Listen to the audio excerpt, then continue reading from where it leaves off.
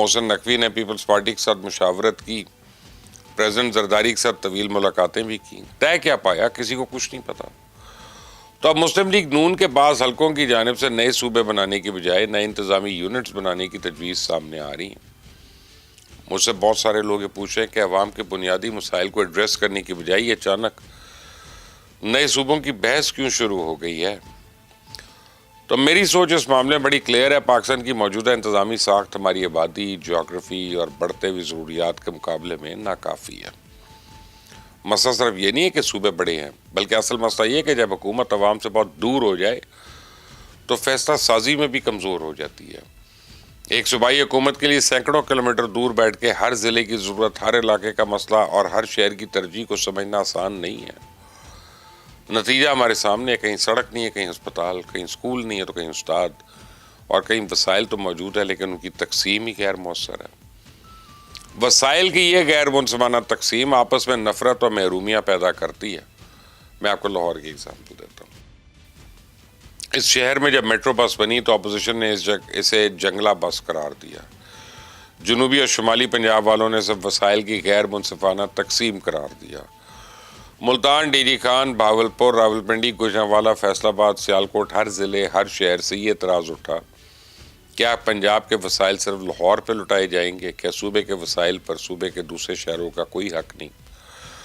تو ابھی حال ہی میں ورلڈ بینک نے ایک رپورٹ جاری کی ہے، اور اس رپورٹ میں صاف صاف لکھا ہے کہ پاکستان میں وفاق صوبوں اور مقامی حکومتوں کے درمیان وسائل اور ذمہ داریوں کی تقسیم کو مزید بہتر بنانے کی اشد ضرورت ہے۔ نئے صوبوں کا قیام ایک طویل عمل ہے، اس میں قانونی پیچیدگیاں بھی حائل ہیں۔ قانون سازی کے لیے سینٹ اور قومی اسمبلی میں اکثریت چاہیے۔ اس کے علاوہ جس صوبے کو آپ تقسیم کریں گے اس صوبے کی صوبائی اسمبلی میں بھی آپ کو رائے شماری کرانا پڑے گی۔ یہ ایک تھکا دینے والا پروسیس ہے، لیکن آپ نئے انتظامی یونٹس تو بنا سکتے ہیں نا۔ ان نئے انتظامی یونٹس کا مطلب ہوگا کہ حکومت اور عوام کے درمیان فاصلہ کم ہو جائے گا، فیصلے جلدی ہوں گے، ان میں تاخیر نہیں ہوگی، مقامی انتظامیہ زیادہ جواب دہ ہوگی، ترقیاتی منصوبوں کی بہتر نگرانی ہو سکے گی، اور پسماندہ علاقوں کو اپنی ترجیحات طے کرنے کا اختیار مل جائے گا۔